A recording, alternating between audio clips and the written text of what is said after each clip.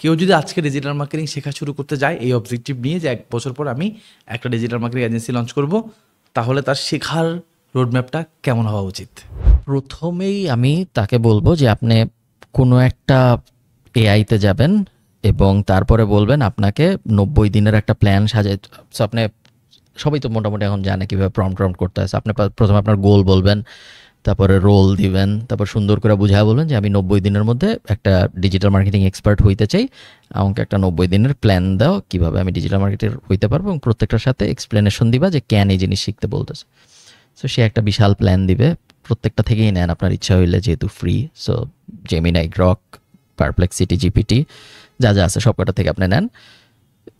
এবার আপনি চিন্তা করেন যে এই জিনিস মেক সেন্স করে নাকি। সো আপনি এখন রাসেলভাইয়ের ভিডিও দেখেন, আরও যা যা ইউটিউবে আছে ভিডিও সব দেখেন, দেখে হ্যাঁ যে ওনার ভিডিও দেখবেন, ওনার ভিডিও দেখে আপনি চিন্তা করেন যে হ্যাঁ এই জিনিস মেক সেন্স, মিলে নাকি, উনি যা বলছে ইনিও যা বলছে, এটা উনি বলছে কিন্তু এটা এই প্ল্যানের মধ্যে নাই।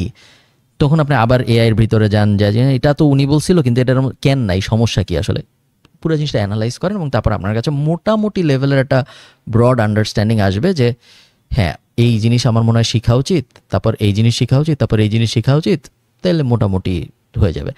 আমি সবাইকে বলবো যে একটা জিনিস যেটা সব এআই ইগনোর করবে এবং প্রাউডলি আমরাও ইগনোর করব, সেটা হলো থিওরি পার্টটা। সো থিওরি পার্টটা আই থিঙ্ক গুরুত্বপূর্ণ, বাট থিওরি পার্টটা মজা না দেখে আমরা সবাই ইগনোর করি।